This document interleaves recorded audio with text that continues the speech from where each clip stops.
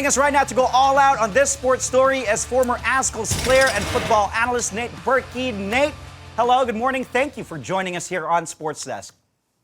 Good morning. Thank you for having me. Pleasure is ours, Nate. Okay, let's talk about it. What happened to the Azkals in the second half? Because we were holding our own in the first one. And like what I mentioned, we had a scoreless tie at the half. Yeah, Andre. Before we start, I just want to start by giving respect. There was a recent killing of Keith Absalon. Tragic death. It's very, very sad. Our prayers and thoughts are with him and his family at this time. And myself and the Philippine football community want justice for his death. It was very, very sad, and I just want to touch point on that before we get on to the match. Going on to the second half, yeah, I mean, first half we did everything we needed to do in terms of get us looking into the second half. We didn't concede a goal. We fought them very, very hard first half tactically. Second half, unfortunately, we give up an early goal. That's what is the difference maker, Andre. We give up an early goal. At that moment, we're chasing the match the whole second half. All game plan get thrown out the window, and we're just chasing the match throughout the game. Unfortunately, they get a second goal, and 20 minutes later, and at that point, something needs to change. There should have been a tactical adjustment. Well, you mentioned that the breakdown in the second half, it was in the 56th minute when Wu Lei scored in that penalty. Wu converted on that spot kick.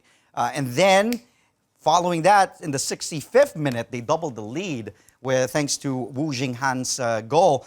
For the most part, though, Nate, the Azkals did hold their own against China. Like what I said, it was a great first half. Can you tell us just how tough this China squad is and why the Azkals' performance is actually still pretty impressive now despite the score? I know we lost a match, but we still have to tip our hats off to the Azkals in this match.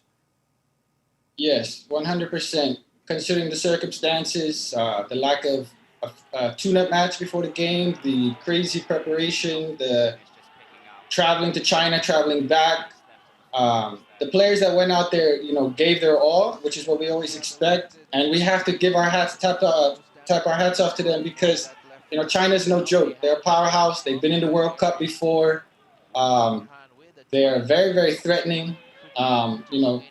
It's a fair result considering the circumstances. That being said, we also must look at it as a bit as Zion because this was our biggest opportunity, and in my heart, in my mind, we had the opportunity and the potential to get a result, So you have to look at it both ways. We tip off our hats. They fought tirelessly throughout the game.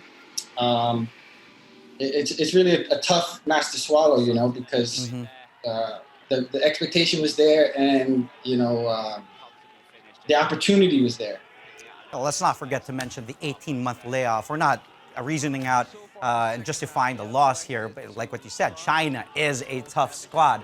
But of course, when the Azkals last played this team, they battled to a scoreless draw. Would you say the Azkals, Nate, played worse since they lost this time around? I don't want to say they played worse because it's two different teams that showed up, If it's the same team, then we can look at it like that. We have to look at it as a lot of new faces. Players playing in unfamiliar positions. So in that sense, I wouldn't say it's a worse performance because it's a totally different. We cannot compare in that sense. We just have to look at that match for what it was.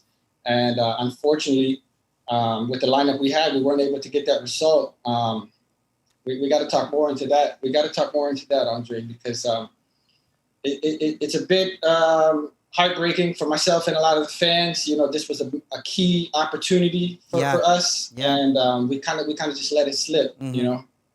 Well, you mentioned it's a different team. Was this Azkals team simply too young to face the veterans of China? I don't want to say too young because age doesn't have anything to do with it, Andre. We look around the world, football players are playing at younger ages, at higher levels. It's the experience that we lack. And the only thing that didn't sit well with me before this match is I'm chatting with Manny Yacht, and he's in the airport, and he should be on the field in the lineup playing. So, like I said, we were missing some strong key players with the experience, the international experience to play at this level. This is not a time for us to experiment. This is not the time to try new things. We go with what's familiar, we go with what's working, and we build with that. As I said, it was the only thing that didn't sit well with me before this match is chatting with Manny Yacht while he's at the airport, and he's supposed to be on the field playing. Mm-hmm. Let's dissect this match a bit more, Nate. The Azkals were shut out in this one. What do you think? Could have they done better offensively to maybe, sneak a goal or two against China? Yeah, we look at this match like we're not going to score 3-4 goals. We sit back, we compact, we have a tactical plan, and we try to squeeze 1, maybe 2 goals. That's it. So we look at what the players we have, and then in my opinion, we didn't play to their strengths. No offense to Angel Garado and Marca Hartman, but they are very similar players, Andre. Mm-hmm. They're both like the ball at their feet, technical players, but they're not speedy players to run in behind. Oftentimes when we had the ball, the runs weren't on the same page. The player on the ball wants to play in behind. The player up front was a bit unsure with his runs. In my opinion, we have to play to those strengths. If we have guys like that, we find their feet, use their strength, hold the ball up, get other players involved, and then we can attack more easily. But, China is relentless with the pressure, and it's frustrating, running around, chasing that ball for that long. Mm-hmm. And your mind will get lost if you don't have the ball. Mm-hmm. So I think we saw that. There's a lot of frustration, a lot of players not on the same page in the attack, particularly in the attack. That's where we lacked, the familiarity of the experienced players and the the groove of everyone who had been there in the past. Guest today is former Azkals player and now football analyst Nate Burkey. Nate, by the way, last played for the Azkals back in 2015 for Coach Thomas Dooley. Now, Nate, let's look ahead to the Azkals' next game, and they're taking on Guam this Friday. And as we take a look at the group standings, which we will flash on your screens, Guam is the worst team in this group. 7 losses in 7 games.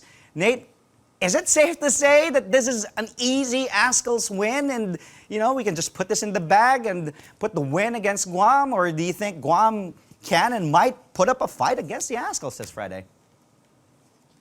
Good question, Andre. I don't think any match is easy in football. Yes, they haven't gotten a result. Yes, they haven't scored any goals, but we cannot have that mentality playing a game against Guam.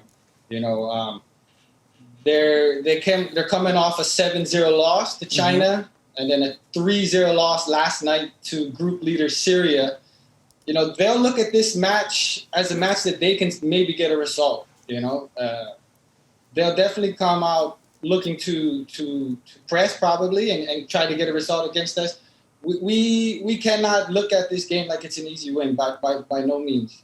No game at this level is an easy win, and we cannot have that mentality. So. In my opinion, we must press. We must press them, put them under pressure. I've watched their first 2 games, Guam. They were not able to handle much pressure from the likes of China and the likes of Syria. We have to match that and force turnovers. A lot of their goals that they conceded these past 2 games against China and Syria came from turnovers on their half, from their mistakes, from the pressure of the opposition, which is exactly what we need to do going against them. We need to start off high press and run that for the whole match. Mm-hmm. Well, Nate, what should we know about this Guam team? You've played against them as well. Well, aside from the fact that they haven't won a match here in this qualifiers, is there something else that we should know about this Guam team in particular? Not really. They got a new coach. A friend of mine is the captain, Jay Cunliffe. He's a solid, experienced player. I don't want to focus too much on Guam. We should win, but we have to focus on us now. Coming off this loss, we have to focus on what we need to do better. Have our own game plan in mind and execute it, because to be frank, Guam is not a team that we should be threatened of. But at the same time, we shouldn't be focusing on them.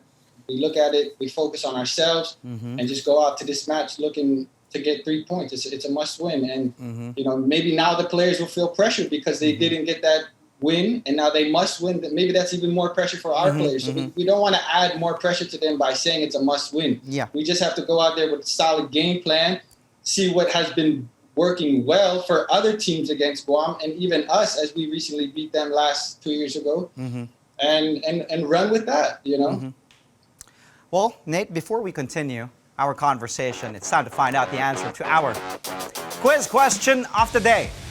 Again, the question was, in 2018, the Philippine Azkals made football history by qualifying for the AFC Asian Cup for the first time. Now, which country did the Azkals beat to advance to the tournament? Any guesses, Nate? You want to take a crack at this? This is a hard one. That's a hard one. I thought we were going to leave it up for the fans. It's okay. I believe I actually Turkmenistan, something like this. Well, you're close. I think did I hear the correct answer?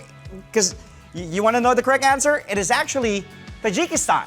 And the score, Tajikistan. Yes, the score was 2-1, and the game was actually held at the Rizal Memorial Stadium. Great one, man. Yeah. Okay, you did mention, let's go back to that Azkals mindset, that mentality. And you were saying, let's not, think about, it's Guam, it's an easy win. But the mindset, especially coming off a loss, they should be really aggressive right from the get-go, right? Against a team that they should win this Friday, especially after losing against China. Yeah, definitely. It's a game that we can dictate the tempo. It's a game that we should be able to possess the ball a lot more and play to our strengths. It's a game that we can afford to experiment new players. Now's the time for a coach to experiment with new players. Yeah. I'll just say that. Now is the time if he wants to go out and try. Okay, now's the moment. But we must press them from the start of the whistle. They have to feel our pressure from the start of the whistle all the way through the end of the match. Well, you did mention experiment. This is the time, and now I think it's timely that we should take a look at the Azkals squad list for the qualifiers. Of course, this list went through a lot of changes, Nate, in the weeks leading up to this game against China. For the keepers, on your left here, you have Kevin Ray Mendoza, you have Bern Shipman, who played earlier. Then you have Quincy Camerad.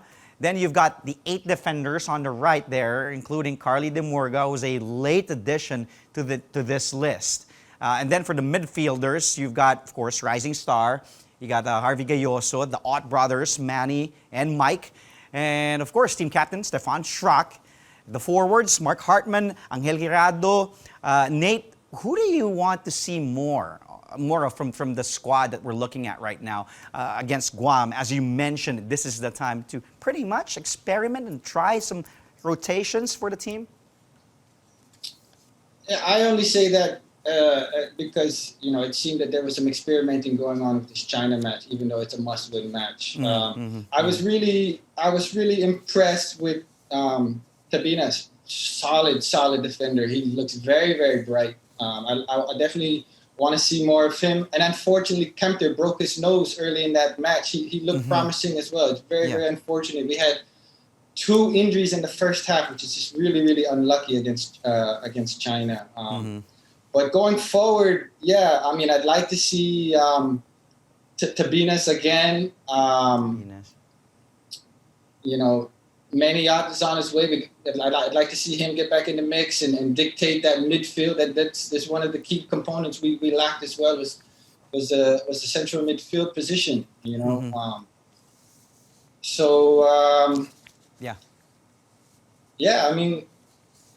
That's it. I thought Mark done all right. Wenhofer, he's a solid midfielder, very promising. This could be a good opportunity for him to play some minutes and get in. That's pretty much it. Before I let you go, bro, your thoughts, because like what I mentioned earlier, you did play for Coach Thomas Dooley. That was the last time, 2014, 2015.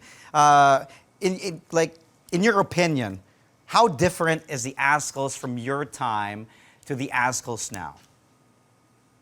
I gotta say, and be honest, it's night and day. You know, in terms of the pool of quality players that this team has right now, it's indisposable almost. We have the largest pool, okay, pool meaning players to select from that we've had ever. You know, so you know, in that sense, it's completely different. The organization looks to have turned around in that sense. You know, there's a lot. Also, the fans and support that we're getting is large. Also, you know, we seem to have died a bit early on after my career with the national team, but now you're starting to see this support from everyone. It is great to see, and that's what it should always be: backing our national team, supporting them. You know, getting behind their backs, whether they win, whether they lose, and you know, there's always going to be more games. So. You know, I'm happy to see, to watch from this point of view. Now that I can really just analyze and critique the team, you know, I'm always going to root for them and wish nothing but the best for them. And like I said, this pool of players is very, very quality. Lot of quality in that lineup, and even players who weren't even selected. There's still so many quality players to choose from. Yeah. We just got to find the right mix and get it on the same page. You know, there's a difference in the motives and interests. We have to put motives and interests at heart of the national team. You know, that should always be the priority.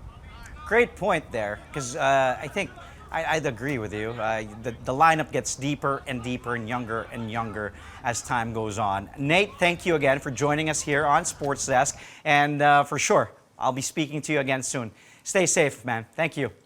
Former Azkals player having me. and football analyst Nate Burkey.